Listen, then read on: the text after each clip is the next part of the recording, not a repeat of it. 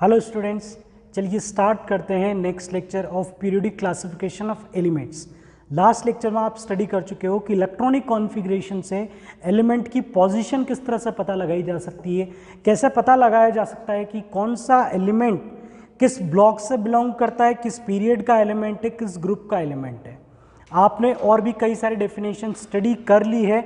अब हम बात करते हैं मोस्ट अवेटेड टॉपिक की, जो है पीरियोडिक प्रॉपर्टीज। और जैसा कि मैंने लास्ट लेक्चर में आपको बताया था कि पीरियोडिक प्रॉपर्टीज को से रिलेटेड क्वेश्चन को अटेम्प्ट करने के लिए आपको एलिमेंट की पोजीशन पता होनी चाहिए। आपसे बोल दिया जाएगा, आपको 4 एलिमेंट दे दिए जाएंगे और आपसे पूछा जाएगा कि इन एलिमेंट्स की प्रॉपर्टीज में क्या रिलेशन होगा भाई। तो आप उनकी प्रॉपर्टीज में बच्चों रिलेशन तभी बता पाओगे बेटा, आप उनमें रिलेशन तभी बता पाओगे जब आपको पता होगा कि उन 3 से 4 एलिमेंट की पीरियोडिक टेबल में पोजीशन क्या है। क्योंकि आप जितनी प्रॉपर्टीज है उसे इन्हीं पोजीशन के थ्रू स्टडी करते हो कि एक पीरियड के थ्रू आपने प्रॉपर्टी को स्टडी किया, एक ग्रुप के थ्रू आपने प्रॉपर्टी को स्टडी किया, ग्रुप चेंज होने पर प्रॉपर्टी में क्या वेरिएशन आएगा, पीरियड चेंज होने पर प्रॉपर्टी में क्या वेरिएशन आएगा। तो ऑब्वियस सी बात है कि एलिमेंट की पोजीशन पता होगी तभी हम क्वेश्चन अटेम्प्ट कर पाएंगे। और पीरियोडिक टेबल पर अगर अच्छा क्वेश्चन पूछा जाए या किसी कॉम्पिटिटिव लेवल का, कॉम्पिटिटिव एग्जाम लेवल का क्वेश्चन पूछा जाए तो वो बन सकता है पीरियोडिक प्रॉपर्टीज से। तो बच्चों, पीरियोडिक प्रॉपर्टीज में हम कई सारी प्रॉपर्टीज की बात करेंगे। सबसे पहले इन प्रॉपर्टीज को स्टडी करने के लिए हम स्टडी करेंगे न्यूक्लियर चार्ज को। तो सबसे पहले हम स्टडी करेंगे न्यूक्लियर चार्ज को, फिर इसके बाद हम स्टडी करेंगे एटॉमिक रेडियस को, फिर स्टडी करेंगे आयोनाइजेशन एनर्जी को, इलेक्ट्रॉन एफिनिटी को, और इलेक्ट्रॉन एफिनिटी के बाद इलेक्ट्रोनेगेटिविटी को। तो ये कुछ कॉमन प्रॉपर्टीज़ है जिनका हम स्टडी करना है। और इन प्रॉपर्टीज़ के बेसिस पर और भी ऐसी प्रॉपर्टीज़ हैं जैसे कि इलेक्ट्रोपॉजिटिव नेचर, इलेक्ट्रोनेगेटिव नेचर और ऑक्साइड्स के एसिडिक और बेसिक नेचर। इस सारे कंटेंट का डिस्कशन हमें इन पीरियोडिक प्रॉपर्टीज़ में करना है। चलिए, तो सबसे पहले बात करते हैं न्यूक्लियर चार्ज की। और बच्चों, न्यूक्लियर चार्ज इंपॉर्टेंट है, आगे की प्रॉपर्टीज इसी पर डिपेंडेंट रहेंगी।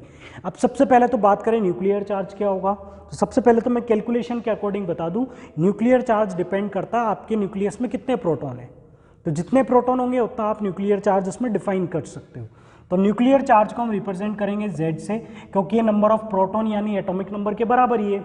तो न्यूक्लियर चार्ज को आप रिप्रेजेंट कर सकते हो Z से। अब न्यूक्लियर चार्ज किसे बोला जाएगा, ये है न्यूक्लियस और ये है शेल में इलेक्ट्रॉन। तो इस इलेक्ट्रॉन पर लगने वाला अट्रैक्शन जो होगा न्यूक्लियस से, ठीक है, attraction towards electron from the nucleus is known as nuclear charge. तो न्यूक्लियर चार्ज किसे बोला जाएगा, यहां पर ये जो अट्रैक्शन वर्क कर रहा है, इस अट्रैक्शन को ही हम क्या बोल रहे हैं, इस अट्रैक्शन फोर्स को ही हम क्या बोल रहे हैं, न्यूक्लियर चार्ज। तो I think nuclear charge clear है आपको। न्यूक्लियर चार्ज जिसके पास ज़्यादा प्रोटॉन होंगे उसका न्यूक्लियर चार्ज ज़्यादा होगा, वो ज़्यादा अट्रैक्ट कर रहा होगा। तो न्यूक्लियर चार्ज कितना यहाँ पर अट्रैक्शन वर्क कर रहा है। बट अगर हम एक्चुअल कंडीशन देखें, तो इस अट्रैक्शन के अलावा और भी फोर्स वहाँ पर वर्क करते हैं।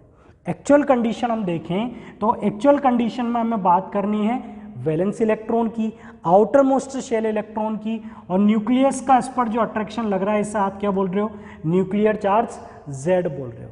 बट एक्चुअल में बच्चों यहां पर इनर शेल में भी तो इलेक्ट्रॉन्स होते हैं और इनर शेल के इलेक्ट्रॉन तो इसे रिपेल करेंगे। तो इस रिपल्शन को कंसिडर करें तो Z की वैल्यू तो कुछ और हो जाएगी। अगर इस रिपल्शन को आप कंसिडर करें, ध्यान दीजिएगा बच्चों, इनर शेल के इलेक्ट्रॉन इस इलेक्ट्रॉन को रिपेल करेंगे तो यहां पर लगने वाला जो न्यूक्लियर चार्ज है वो भी चेंज हो जाएगा। यहां पर लगने वाला जो न्यूक्लियर चार्ज है वो भी चेंज हो जाएगा। उस केस में हमें Z ना कंसिडर करके हम यहां पर कंसिडर करते हैं Z इफेक्टिव। यहां पर हम इसे कंसिडर करते हैं इफेक्टिव न्यूक्लियर चार्ज। ध्यान दीजिएगा, effective nuclear charge. Average attraction on valence electron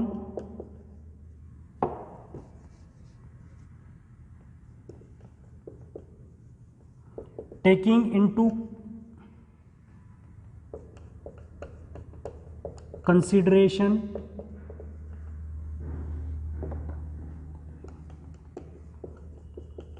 repulsion of inner shell electrons. तो ये मैंने डेफिनेशन लिख दी इफेक्टिव न्यूक्लियर चार्ज की। इफेक्टिव न्यूक्लियर चार्ज कौन सा चार्ज होगा? जो एवरेज अट्रैक्शन फोर्स लग रहा है वैलेंस इलेक्ट्रॉन पर, बट वो अट्रैक्शन फोर्स कब डिफाइंड है? जब आप इनर शेल के इलेक्ट्रॉन को के रिपल्शन को कंसिडर कर रहे हो। अगर आप इनर शेल के इलेक्ट्रॉन्स के रिपल्शन को कंसिडर कर रहे हो तो लगने वाला जो ओवरऑल एवरेज अट्रैक्शन होगा उसे हम क्या बोलेंगे? इफेक्टिव न्यूक्लियर चार्ज बोलेंगे।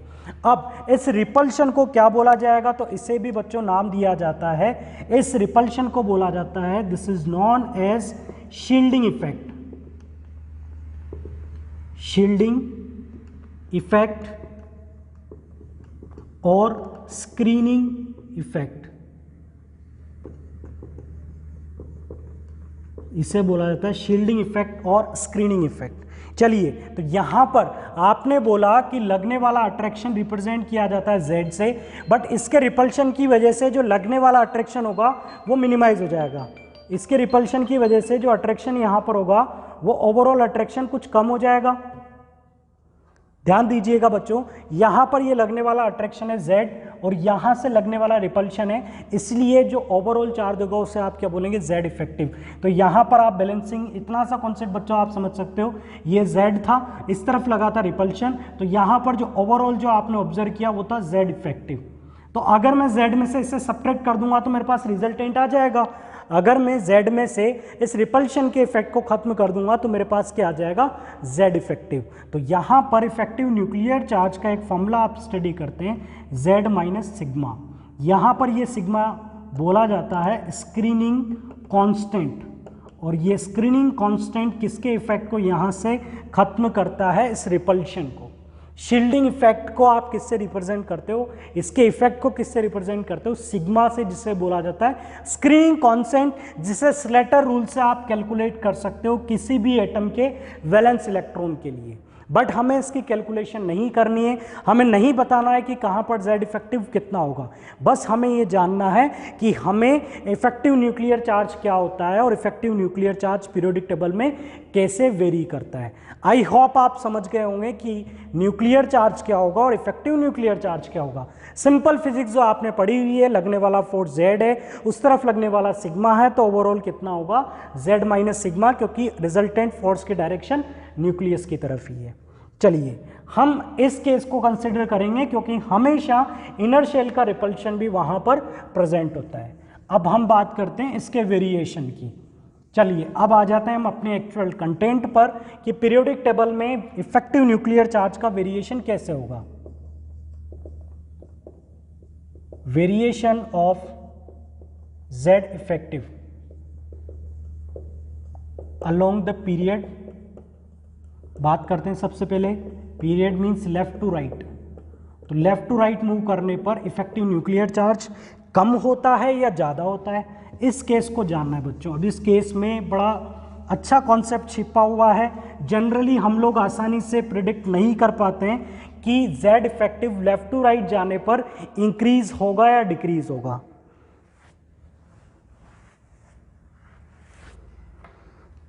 तो इसे समझिएगा बच्चों। इसके लिए मैं एक एग्जांपल ले लेता हूं, lithium, beryllium, boron, carbon, nitrogen, oxygen. ठीक है, अब हम बात करें तो लिथियम के पास कितने प्रोटॉन है? 3। इसके पास 4 प्रोटॉन है, 5 प्रोटॉन है, 6 प्रोटॉन, 7 प्रोटॉन और यहाँ पर 8 प्रोटॉन। इलेक्ट्रॉन्स की बात करें तो यहाँ पर कितने इलेक्ट्रॉन थे? 3 electron, 4 electron, 5 electron, 6 electron, 7 electron और यहाँ पर 8 इलेक्ट्रॉन। सबके पास वैलेंस इलेक्ट्रॉन्स होंगे और उन वैलेंस इलेक्ट्रॉन को कौन अट्रैक्ट कर रहा होगा? प्रोटॉन। तो आपने जो स्टडी किया है, जैसे कि मैं लिथियम की बात करूं, लिथियम के आउटर मोस्ट शेल में 1 इलेक्ट्रॉन है और यहाँ पर कितने? 3 प्रोटॉन है और बीच में 2 इलेक्ट्रॉन रखे हुए हैं। ऐसे मैं बात करूं ऑक्सीजन की, ऑक्सीजन के आउटर मोस्ट शेल में, ऑक्सीजन के आउटर मोस्ट शेल में कितने इलेक्ट्रॉन होंगे? 1 2 3 4 और इनर शेल में कितने होंगे? 1 2। ऑक्सीजन का एटॉमिक नंबर 5 और 6 और यहाँ पर कितने प्रोटॉन होंगे? 8। क्लियर? तो यहाँ पर आउटर मोस्ट शेल इलेक्ट्रॉन को अट्रैक्ट कर रहे होंगे प्रोटॉन और लगने वाला जो ओवरऑल अट्रैक्शन होगा उसे आप क्या बोलेंगे, इफेक्टिव न्यूक्लियर चार्ज। तो यहां पर भी कुछ ना कुछ इफेक्टिव न्यूक्लियर चार्ज होगा, यहां पर भी कुछ ना कुछ इफेक्टिव न्यूक्लियर चार्ज होगा। बट मेरा टारगेट है, मुझे कंपैरिजन करना है कि ये इफेक्टिव न्यूक्लियर चार्ज दोनों में किस में ज़्यादा होगा या दोनों में ही बराबर होगा।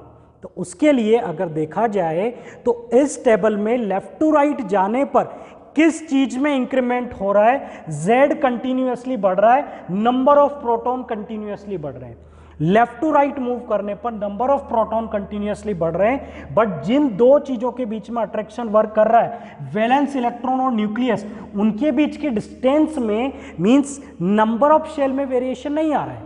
रीजन को ध्यान से सुनिएगा, यहां पर नंबर ऑफ प्रोटॉन जो है वो तो कंटिन्यूअसली राइज कर रहे हैं, बट नंबर ऑफ शेल तो आपके पास सेम है। तो बच्चों आप समझ सकते हो कि मैं नए शेल में तो इलेक्ट्रॉन डाल ही नहीं रहा हूं, प्रोटॉन बढ़ाए जा रहा हूं, प्रोटॉन बढ़ाए जा रहा हूं, इतना ज्यादा रिपल्शन नहीं बढ़ता है जितना ज्यादा Z बढ़ता है।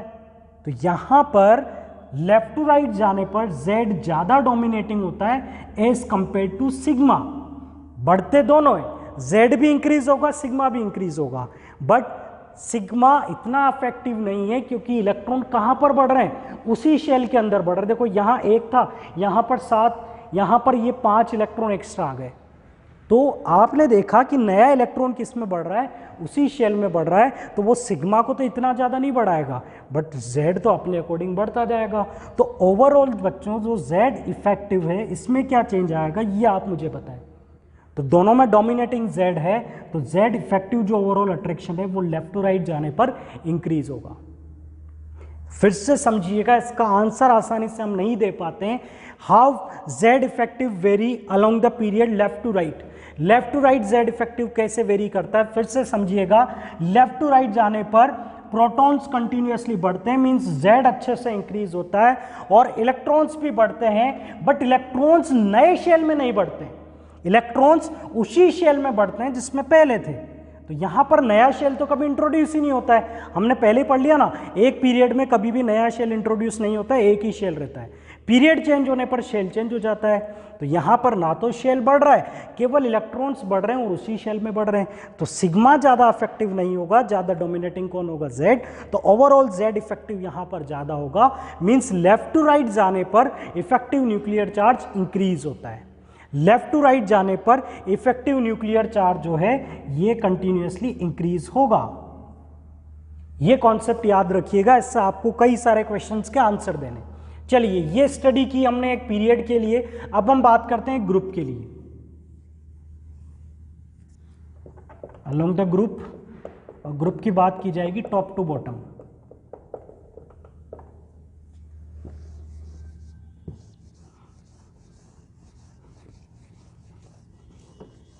तो टॉप टू बॉटम को भी आप इस तरह से स्टडी करें, लिथियम, सोडियम, पोटेशियम, इसका कॉन्फ़िगरेशन 2-1 होता है, इसका कॉन्फ़िगरेशन 2-8-1 होता है, और इसका कॉन्फ़िगरेशन 2-8-8-1 होता है।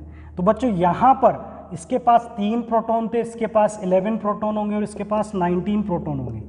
यहाँ पर Z भी अच्छा खासा इंक्रीज हो रहा है और सिग्मा भी अच्छा खासा इंक्रीज हो रहा है। तो यहाँ पर ध्यान रखिएगा कि Z इफेक्टिव जो है वो ऑलमोस्ट सेम होता है। एक ग्रुप में Z इफेक्टिव इतना ज़्यादा वेरी नहीं करता है क्योंकि Z भी उतना ही बढ़ता है और सिग्मा भी बढ़ता है, क्योंकि नंबर ऑफ शेल आपके पास चेंज होते जा रहे हैं, नंबर ऑफ शेल्स आपके पास चेंज होते जा रहे हैं। तो सिग्मा भी डोमिनेटिंग हो जाता है, Z तो डोमिनेटिंग होगा ही सही, क्योंकि आपने एटॉमिक नंबर में एक भारी चेंज किया है, तो Z तो बढ़ेगा बट सिग्मा भी उतना ही बढ़ता है। तो Z इफेक्टिव जो होता है, जो ओवरऑल अट्रैक्शन होता है, वो सारे एलिमेंट में ऑलमोस्ट कांस्टेंट होता है। तो इफेक्टिव न्यूक्लियर चार्ज की लेफ्ट राइट बात की जाए तो आपका आंसर होगा इंक्रीजिंग। टॉप टू बॉटम की बात की जाए तो इसमें आप कोई मेजर वेरिएशन ऑब्जर्व नहीं करते हैं। ये था बच्चों Z इफेक्टिव वाला पार्ट, जिसको हमने सिंपल वे में इस तरह से स्टडी कर लिया। अब हम बात करते हैं एटॉमिक रेडियस की, जिसे एटॉमिक रेडियाई बोला जाएगा। तो एटॉमिक रेडियस किस तरह से कैलकुलेट की जा सकती है, उस कॉन्सेप्ट पर बात करते हैं।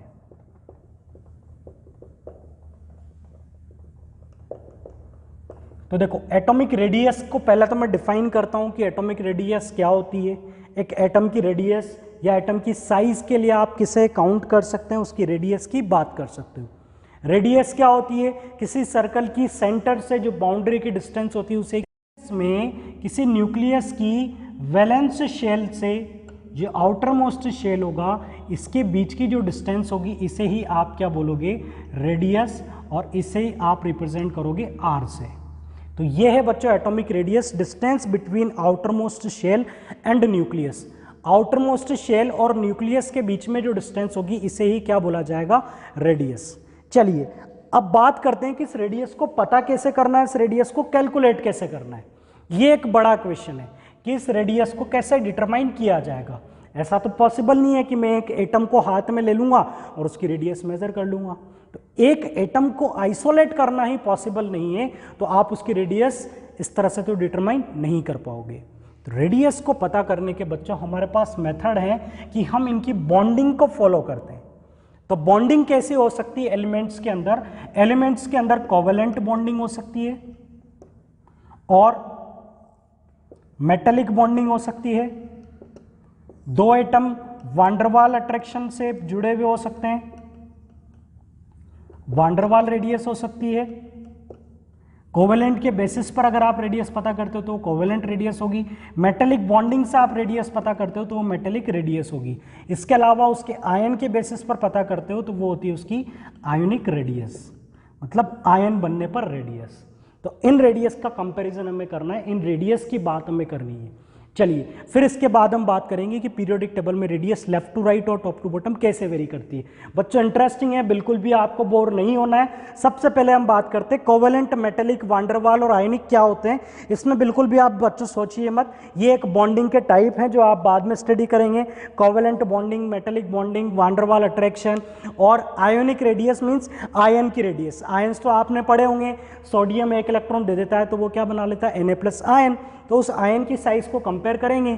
और कोवेलेंट जब दो एटम के बीच में कोवेलेंट बॉन्डिंग होगी। इनका बेसिक आइडिया मैं आपको हर टॉपिक के साथ देता रहूँगा। सबसे पहले हम बात करते हैं कि हम इस मेथड पर क्यों चले गए। इस मेथड पर हम इस तरह से चले गए, मान लीजिए दो एटम हैं ए और बी, इनके बीच में जो बॉन्डिंग होगी, इनके बीच में कोई ना कोई बॉन्डिंग होगी। हमने क्या किया, इनकी इंटरन्यूक्लियर डिस्टेंस को पता कर लिया। इनकी इंटरन्यूक्लियर डिस्टेंस हम पता कर सकते हैं, कई सारे हमारे पास मेथड हैं जिससे हम इनकी इंटरन्यूक्लियर डिस्टेंस पता करके उसे हाफ करके इनकी रेडियस का आइडिया लगा लेते हैं। इनकी इंटरन्यूक्लियर डिस्टेंस पता करके, जैसे दो सर्कल है पास में रखे हुए हैं, दोनों के सेंटर की डिस्टेंस निकाल लीजिए और उसे हाफ कर दीजिए तो आपको एक सर्कल की रेडियस का आइडिया मिल जाएगा। बट कंडीशन क्या है? दोनों सर्कल सेम साइज के, सेम रेडियस के हों, तो आपको उनकी रेडियस का आइडिया पता चल जाएगा। तो सेम टाइप के एटम, यहाँ पर बच्चों करेक्शन कर लीजिए, इसे भी ए टाइप का ले लीजिए।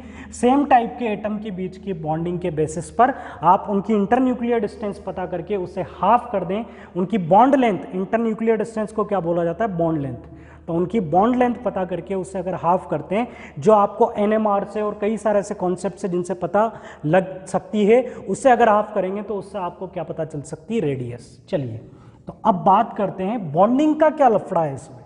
तो बच्चों अगर कोई एटम कोवेलेंटली बॉन्डेड है, अगर कोई एटम कोवेलेंटली बॉन्डेड है तो उनमें बात की जाएगी कोवेलेंट रेडियस की। अब अगर वो कोवेलेंटली बॉन्डेड होगा तो ध्यान रखिएगा, जब भी दो एटम कोवेलेंट बॉन्ड बनाते हैं, जब भी दो एटम कोवेलेंट बॉन्ड बनाते हैं तो उन एटम्स की ओवरलैपिंग हो जाती है। जब भी कोई दो एटम कोवेलेंट बॉन्ड बनाते हैं तो उनकी ओवरलैपिंग हो जाती है। तो यहाँ पर आप रेडियस निकालेंगे, दोनों की इंटरन्यूक्लियर डिस्टेंस आप लेंगे और इस इंटरन्यूक्लियर डिस्टेंस को बच्चों आप हाफ कर देंगे। तो यहाँ पर हम मान लेते हैं ये पॉइंट ए है और ये पॉइंट ए है, ठीक है। इन दोनों पॉइंट की डिस्टेंस आपने निकाली DA2A और आपने इसका हाफ कर दिया तो आपको क्या मिल गई? कोवेलेंट रेडियस मिल गई, जो दोनों एटम की मिलेगी। अगर मान लो यही एटम, अगर मान लेते हैं यही एटम मेटेलिक बॉन्ड से बंधे हुए हैं तो हम इनमें किसकी बात करेंगे? मेटेलिक रेडियस की। अगर इन्हीं के बीच में, इन्हीं दो एटम के बीच में मेटेलिक बॉन्डिंग होगी तो आप स्टडी करेंगे, जब दो एटम के बीच में मेटेलिक बॉन्डिंग होती है तो वो दोनों एटम कैसे प्रेजेंट होते हैं? इस तरह से। अगर दो एटम के बीच में मेटेलिक बॉन्डिंग होती है तो वो दोनों एक दूसरे के टच में होते हैं। मेटेलिक, देखो कोवेलेंट में आप समझेंगे, कोवेलेंट का कॉन्सेप्ट ही यही होता है। कोवेलेंट का कॉन्सेप्ट होता है कि एटम्स की ऑर्बिटल्स की ओवरलैपिंग, तो कुछ पार्ट ओवरलैप हमने शो किया, जबकि मेटेलिक के अंदर एक अट्रैक्शन होता है स्ट्रॉन्ग, जिसके अंदर ओवरलैपिंग नहीं होती है। तो यहाँ पर अगर हम रेडियस निकालें तो यहाँ पर भी ये पॉइंट ए है, यहाँ पर ए है, यहाँ पर ए टू ए डिस्टेंस का हमने हाफ किया तो हमें क्या मिल गई, मेटेलिक रेडियस। ठीक है, अगर वही एटम कोवेलेंट बॉन्ड बनाता है तो कोवेलेंट रेडियस निकाली जा सकती है, अगर वो मेटेलिक बॉन्ड बनाता है तो उसके लिए हम मेटेलिक रेडियस भी डिफाइन कर सकते हैं। जैसे लिथियम के लिए कोवेलेंट रेडियस भी होगी और लिथियम की अपनी मेटेलिक रेडियस भी होती है। अब बात करते हैं वान डेर वाल रेडियस की। तो वान डेर वाल अट्रैक्शन में और इन दोनों अट्रैक्शन में क्या डिफरेंस है वो भी आपको क्लियर हो जाएगा। तो जब दो एटम के बीच में वान डेर वाल रेडियस की बात की जाए या वान डेर वाल अट्रैक्शन की बात की जाए तो उन दोनों एटम के बीच में एक सफिशिएंट डिस्टेंस होती है, क्योंकि van der Waals force of attraction एक वीक अट्रैक्शन होता है। Van der Waals force of attraction एक वीक अट्रैक्शन होता है, तो यहां पर इन दोनों के बीच में कुछ ना कुछ डिस्टेंस होगी। तो यहां पर भी कॉन्सेप्ट वही रहेगा, हम यहां पर दोनों एटम की इंटरन्यूक्लियर डिस्टेंस निकालेंगे और उसे हाफ करेंगे तो हमें क्या मिल जाएगी, वान डेर वाल रेडियस। इसे हम रिप्रेजेंट कर दे वी से, इसे आप रिप्रेजेंट कर दो एम से और इसे आप रिप्रेजेंट कर दो सी से। ये सारा कंटेंट मैंने आपको इसलिए बताया कि आप कंपेयर कर सको कि इन तीनों केसेस में कौन सी रेडियस सबसे बड़ी है और कौन सी रेडियस सबसे छोटी है। ठीक है बच्चों, तो अब आप बताइए कि मैं अगर एक ही एलिमेंट के एटम्स में तीनों बॉन्डिंग, तीनों अट्रैक्शन ऑब्जर्व करूं तो किस केस में उसकी रेडियस मुझे सबसे ज़्यादा मिलेगी। तो आप बता सकते हैं कि इस केस के अंदर एटम की जो रेडियस, जो रिजल्ट आपको मिलेंगे वो दोनों केसेस से ज़्यादा मिलेंगे, क्योंकि यहाँ पर ये वैसे ही दूर है। हाफ करोगे तो जो डेटा आएगा वो आपको थोड़ा सा ज़्यादा ही मिलेगा। तो आप एक कंपैरिजन बता सकते हैं कि वान डेर वाल रेडियस अगर किसी के लिए निकाली जाए तो वो उसकी निकाली गई मेटेलिक रेडियस से ज़्यादा होती है और मेटेलिक रेडियस उसकी कोवेलेंट रेडियस से ज़्यादा होती है। सबसे छोटी रेडियस कौन सी होती है, कोवेलेंट रेडियस होती है, क्योंकि इसमें आप जो इंटरन्यूक्लियर डिस्टेंस निकालोगे वो इन दोनों केसेस से कम मिलेगी। तो ये एक रेडियस का आइडिया था और ये इनका कंपैरिजन था। कोवेलेंट में बच्चों आपका क्वेश्चन हो सकता है कि सर अगर हम एक एटम की कोवेलेंट रेडियस की बात करें बट बॉन्डिंग वेरी कर रही हो, जैसे कि आप सी सिंगल बॉन्ड, सी में कार्बन की रेडियस निकालो, डबल बॉन्ड से बॉन्डेड केस में रेडियस निकालो, ट्रिपल बॉन्ड से बॉन्डेड केस में रेडियस निकालो, तो बच्चों आपको सबसे बड़ी रेडियस इस केस में मिलेगी। इस केस में रेडियस आपको कैसी मिलेगी, छोटी मिलेगी, क्योंकि इनकी इंटरन्यूक्लियर डिस्टेंस कम होती जाती है। जैसे जैसे नंबर ऑफ बॉन्ड्स बढ़ते हैं ये वाली जो लेंथ होती है यही कम हो जाती है, तो रेडियस तो आपको कम मिलेगी ही सही, ये ऑब्वियस सी बात है। तो और ये तो हमने कंपैरिजन किया सेम टाइप के एटम का, सेम टाइप के एटम की रेडियस का। अगर डिफरेंट टाइप के एटम की रेडियस का कंपैरिजन करना है तो वहां पर हमें इलेक्ट्रोनेगेटिविटी के कॉन्सेप्ट को भी इंक्लूड करना होगा, नए फॉर्मूलाज को स्टडी करना होगा, और यही होगा बच्चों एडवांस्ड कॉन्सेप्ट जो आप हायर क्लासेस में स्टडी करेंगे। अभी हमने काफ़ी कुछ कंटेंट कवर किया, अब हम बात करते हैं आयोनिक रेडियस की। ठीक है, आयंस बनने पर रेडियस में क्या वेरिएशन आता है।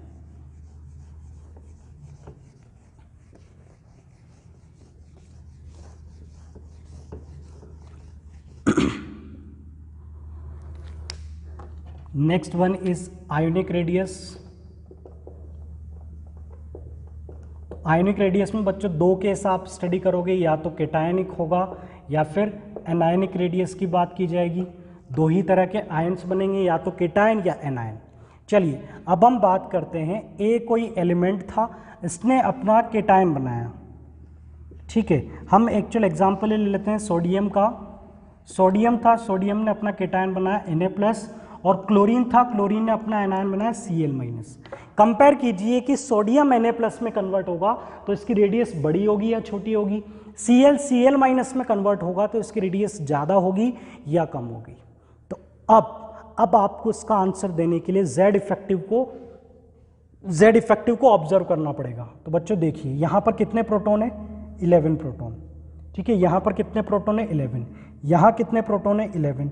यहाँ पर कितने इलेक्ट्रॉन थे आपके पास, 11, और यहाँ पर इलेक्ट्रॉन्स कितने हो चुके हैं आपके पास, 10 इलेक्ट्रॉन। यहाँ पर कितने इलेक्ट्रॉन्स हो चुके हैं 10, मतलब दोनों केसेस में Z तो सेम है बट यहाँ पर सिग्मा कम हो चुका है। तो अगर Z इफेक्टिव की बात की जाए तो Z इफेक्टिव जो है वो इस केस में इंक्रीज होगा।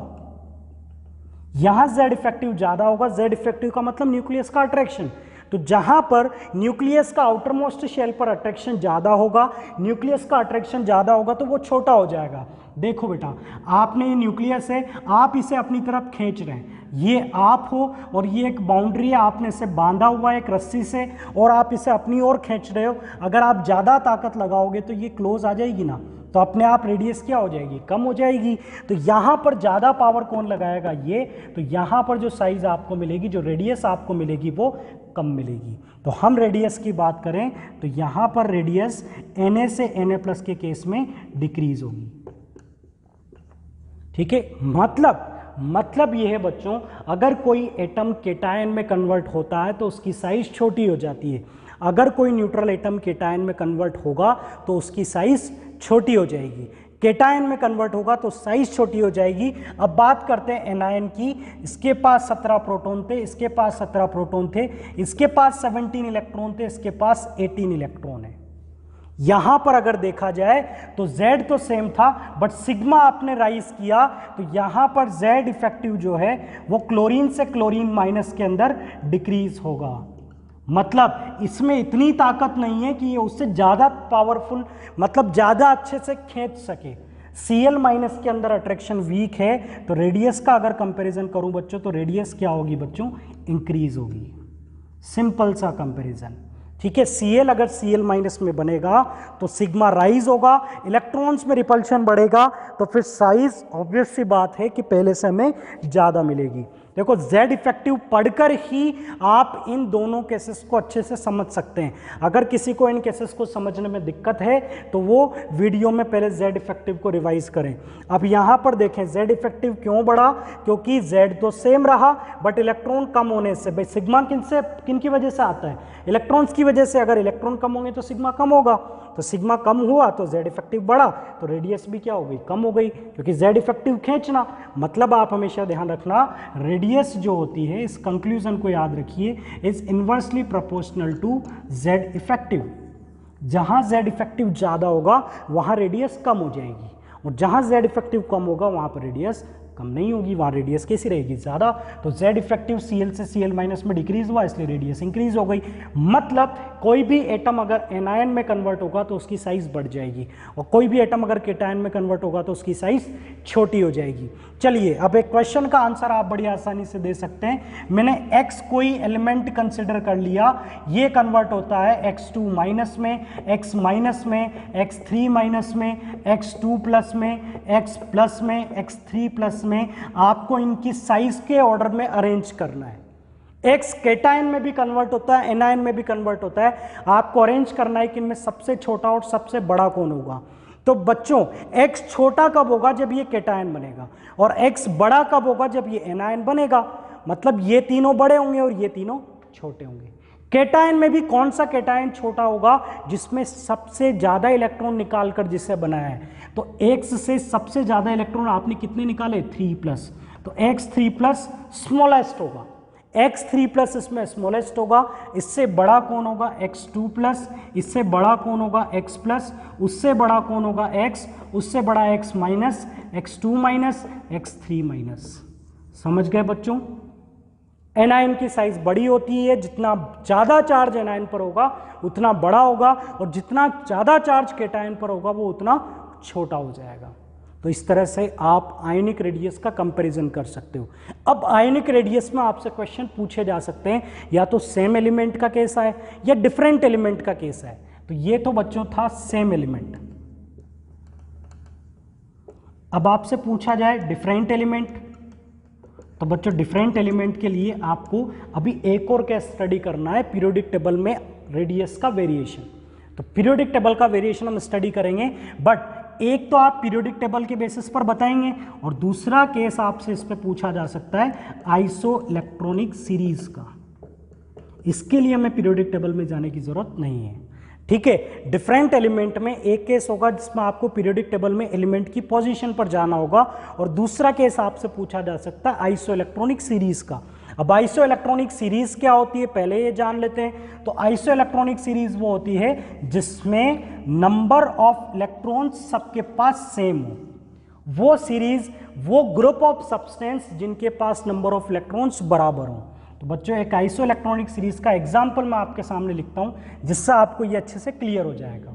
जैसे कि हमने बात की Na+, F-, O2-, Mg2+, Al3+। ये है बच्चों, अगर आप इनमें काउंट करें नंबर ऑफ इलेक्ट्रॉन कितने कितने और नंबर ऑफ प्रोटॉन्स कितने कितने, उनका आप काउंट कीजिए। तो यहाँ पर मैं बात करता हूँ नंबर ऑफ प्रोटॉन की और नंबर ऑफ इलेक्ट्रॉन की। इससे आप इनकी साइज भी बता पाएंगे। सोडियम के पास कितने प्रोटॉन होते हैं? 11, चाहे वो किसी भी कैटायन में कन्वर्ट हो, प्रोटॉन कभी भी चेंज नहीं होता है। फ्लोरीन के पास 9, ऑक्सीजन के पास 8, मैग्नीशियम के पास 12, एल्यूमिनियम के पास 13। इलेक्ट्रॉन्स चेंज होंगे क्योंकि सब या तो कैटायन में है या एनायन में। तो Na+ बनने पर एक इलेक्ट्रॉन इसमें कम हो जाएगा और रिजल्टेंट कितने इलेक्ट्रॉन होंगे? 10। F- बनने पर एक इलेक्ट्रॉन ऐड हो जाएगा तो कितने इलेक्ट्रॉन हो जाएंगे? 10। O2- बनने पर 2 इलेक्ट्रॉन ऐड हो जाएंगे तो कितने हो जाएंगे? 10। Mg2+ मतलब 2 इलेक्ट्रॉन कम कर दो तो बचेंगे कितने? 10। एल्यूमिनियम के पास 13 होते हैं, 3+ का मतलब 3 हटा दो तो कितने बचेंगे? 10। सबके पास नंबर ऑफ इलेक्ट्रॉन क्या है बच्चों? सेम है। और वो सीरीज जिसके पास नंबर ऑफ इलेक्ट्रॉन बराबर हो उसे क्या बोला जाता है? आइसो इलेक्ट्रॉनिक सीरीज बोला जाता है। जिसके पास नंबर ऑफ इलेक्ट्रॉन्स इक्वल हो उसे क्या बोला जाएगा? Iso electronic series. तो ये आइसो इलेक्ट्रॉनिक सीरीज है। अब इसका आपको साइज का ऑर्डर बताना है कि इनमें स्मॉलेस्ट कौन होगा और लार्जेस्ट कौन होगा। तो बच्चों इसके लिए क्या आपको लगता है कि मैं ये रिजल्ट आपको बताऊंगा? आप खुद पता कर सकते हो कौन ज्यादा पावरफुल है इलेक्ट्रॉन्स को अट्रैक्ट करने में। किसका Z सबसे ज्यादा है, क्योंकि इलेक्ट्रॉन तो सब में बराबर है। तो सिग्मा उग्मा को भूल जाइए, आप Z से कंपेयर कर लीजिए, आसानी से आपको आंसर मिल जाएगा। यहां पर सबसे ज्यादा प्रोटॉन है, यहां पर सबसे ज्यादा अट्रैक्शन होगा, तो स्मॉलेस्ट यहां पर कौन होगा? Al3+। आइसो इलेक्ट्रॉनिक के क्वेश्चन कैसे अटेम्प्ट करने समझ लीजिएगा, IIT तक भी ये क्वेश्चन पूछे जाते हैं। Al3+ में 13 प्रोटॉन है, ज़्यादा अट्रैक्शन है इसलिए ये छोटा होगा। इससे बड़ा कौन होगा? इसमें 12 है, जस्ट इससे कम, तो Mg2+। Mg2+ से बड़ा कौन होगा? Na+, इसमें 11 इलेक्ट्रॉन है। और Na+ से बड़ा कौन होगा? F-। F- से बड़ा सबसे ज़्यादा प्रोटॉन, उसकी साइज उतनी ज़्यादा छोटी। जिसमें जितने ज़्यादा इलेक्ट्रॉन उसकी, जिसमें जितने कम प्रोटॉन हैं उसकी साइज उतनी बड़ी है, क्योंकि ज़्यादा प्रोटॉन मतलब ज़्यादा अट्रैक्शन, और अट्रैक्शन ज़्यादा होने का मतलब साइज का छोटा होना। चलिए अब नेक्स्ट क्लास के लिए बच्चों आपके लिए होमवर्क है, आपको एक बार पता करना है कि पीरियोडिक टेबल के अकॉर्डिंग लेफ्ट टू राइट जाने पर इस वाले टॉपिक को आप एक बार रिवाइज करके आएंगे, एक बार देखेंगे कि लेफ्ट टू राइट और टॉप टू बॉटम जाने पर साइज में क्या वेरिएशन आएगा। इस तरफ इंक्रीज होगी या डिक्रीज होगी या सेम रहेगी, इस तरफ इंक्रीज होगी, डिक्रीज होगी या सेम रहेगी। तो हम नेक्स्ट लेक्चर में स्टडी करेंगे साइज का वेरिएशन विद एक्सेप्शन, और अगली प्रॉपर्टीज के साथ कंटिन्यू करेंगे। So students, thank you again for watching this lecture.